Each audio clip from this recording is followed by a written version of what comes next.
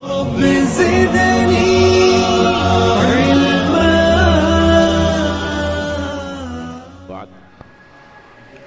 Jamaah sekalian, lewat medsos dari para pemirsa itu ada beberapa pertanyaan masuk kepada kami.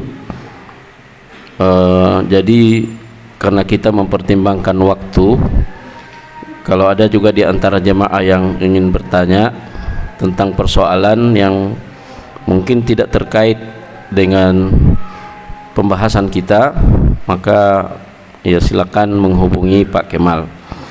Sini ada beberapa pertanyaan yang akan kita jawab sesuai dengan waktu sekitar 5 menit. Yang pertama, apakah ada dalilnya melaksanakan sholat awabin? Ya, sholat awabin yaitu sholat sunnah setelah maghrib yang dilakukan beberapa rakaat. Jadi pertanyaan ini adalah sholat tentang apa yang disebut dengan sholat awabin, ya. Jemaah sekalian rahimakumullah, istilah sholat awabin itu memang ada, ya, di dalam hadis Nabi SAW. Kata awabin itu berasal dari kata awab. Apa artinya awab? Awab itu adalah orang yang kembali kepada Allah, ya.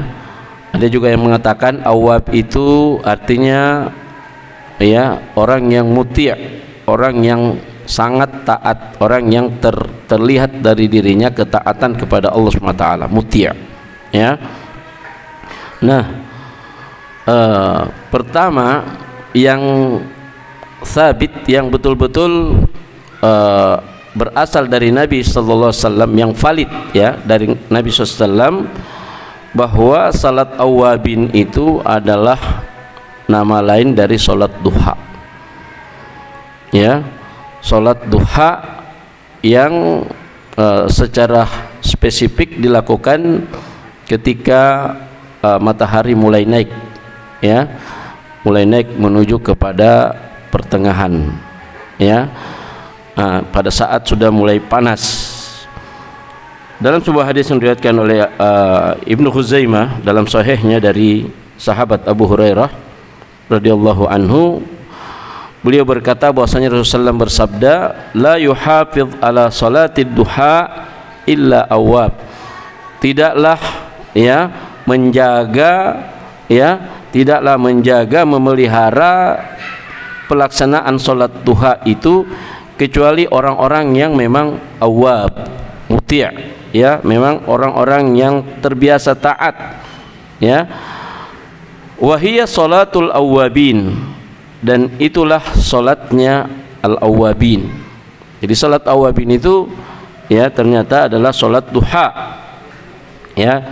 Dan hadis inilah hadis yang paling kuat dibanding hadis-hadis yang lain yang berbicara tentang salat awabin. Itu pun derajatnya, ya, oleh Syekh Al-Albani dihasankan. Syekh Al-Albani ini dalam manhajnya mensahihkan hadis, dia ini termasuk sedikit longgar, ya.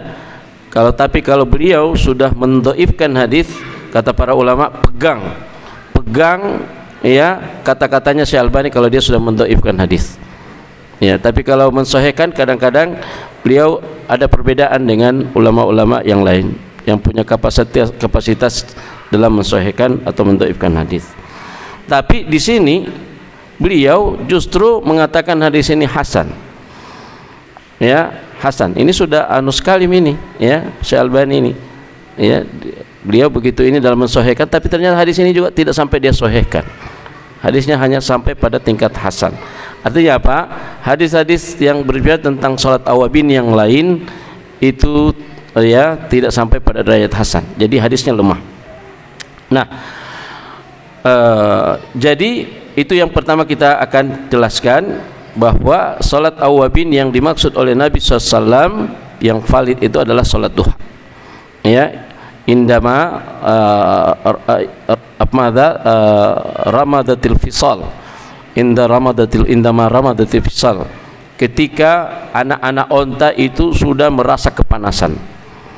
Ya, nah itu kita lihat bagaimana riwayat-riwayat tentang hadis tentang sholat duha ya yang dilaksanakan. Intinya sholat duha maupun sholat-sholat yang lain itu sholat mutlak bisa kita laksanakan berapa rakaat tanpa batas ya, tapi kalau mengacu kepada hadis-hadis Nabi SAW, ada beliau melaksanakan sholat duha 6 rakaat, 8 rakaat dan seterusnya. Kemudian bagaimana dengan sholat sunat antara maghrib isya?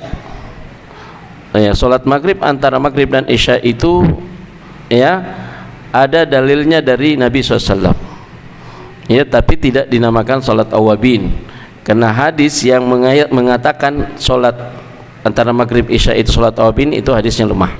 Tapi Rasulullah SAW ada hadis yang valid yang menjelaskan Nabi SAW pernah melaksanakan, para sahabat pun melakukan ya, beberapa sahabat mengamalkan sholat sunat antara maghrib dan isya ya. Nah, ada hadis yang menyebutkan 6 rakaat. Nah, ini yang diperpegangi oleh sebagian kaum muslimin dan kemudian mereka menamakan itu hadis sholat awabin ya. Jadi sholat sunat yang rawatib ya antara maghrib dan isya itu adalah sholat yang 2 rakaat. Nah, setelah itu kalau ingin menambah ya, jadi ini masuk dalam sholat mutlak yang tidak memiliki keistimewaan tersendiri. Tidak memiliki keistimewaan tersendiri ya, kita bisa sholat dengan catatan tidak menentukan rakaat tertentu ya.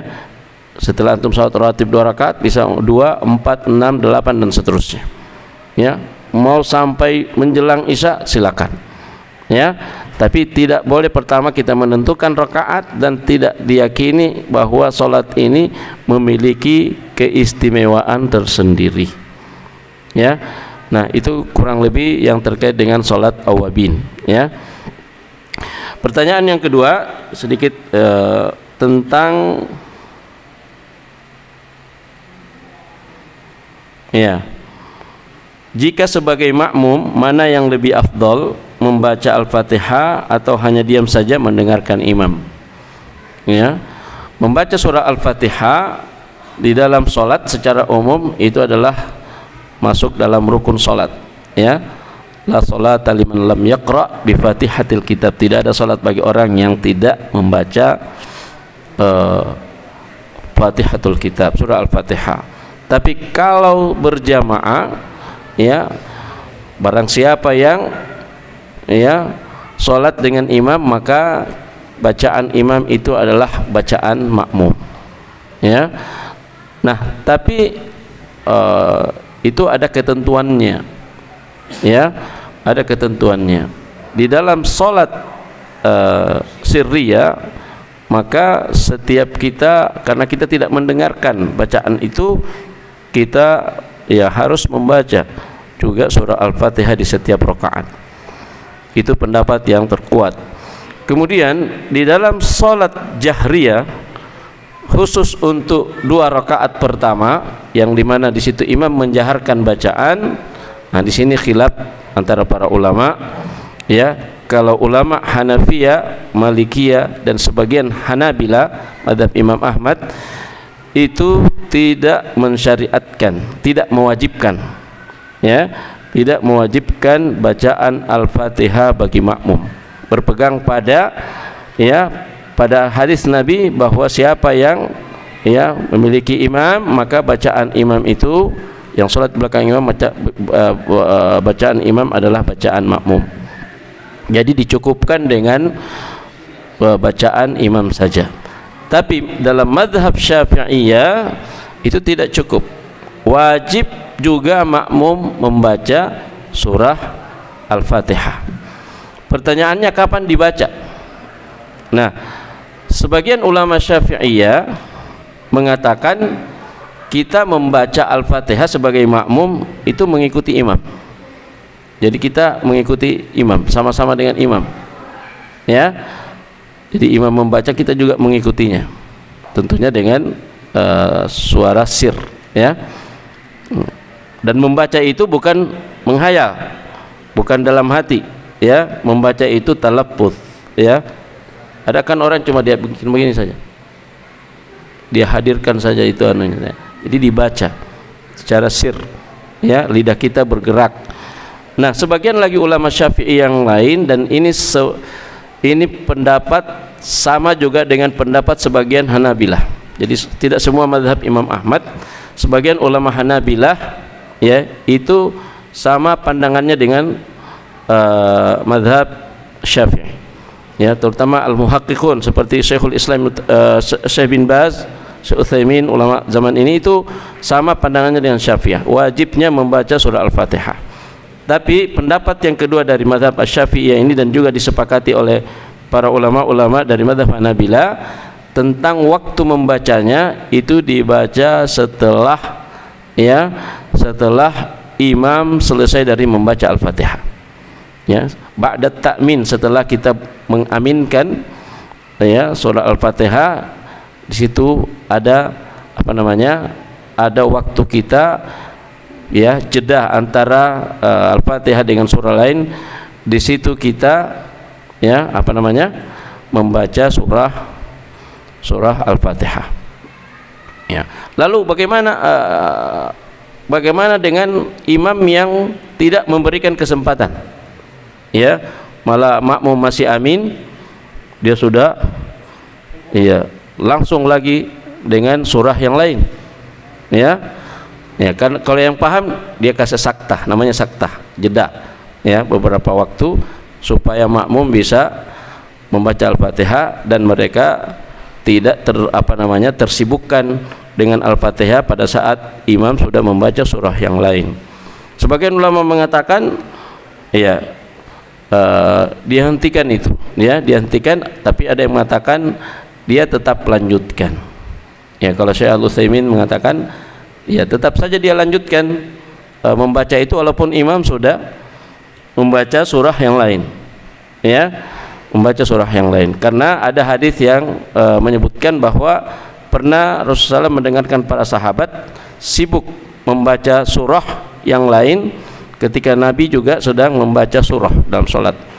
Maka Rasulullah menegur mereka dan mereka mengatakan, jangan kalian lakukan seperti itu illa bifatihil kitab, kecuali dengan surah Al-Fatihah, ya. Dari sini bisa dipahami dan menjadi dalil yang kuat, sekalipun, ya, imam, ya, pertama kita katakan pendapat Imam Syafi'i ini kuat, ya, apalagi dari mazhab Hanabilah juga ada yang mendukung bahwa tetap wajib makmum membaca surah Al-Fatihah, ya.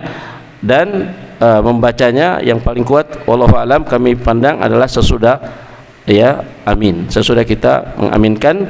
Dan kalau imam sudah melanjutkan dengan surah yang lain, kita belum selesai, tetap kita baca, ya, kita tetap membaca surah Al-Fatihah sampai selesai, ya. Itu pandangan yang insyaallah, ya, lebih kuat dan khurujan minal khilaf, keluar dari khilaf, ya, lebih hati-hati untuk kita amalkan. Wallahu taala alam. Kita cukupkan 5 menit, ternyata tidak cukup, kita jadi hampir 15 menit hanya dengan 2 soal. Nah, kita cukupkan saja dulu karena saya habis sisa ada lagi kegiatan, ya. Barakallahu fikum.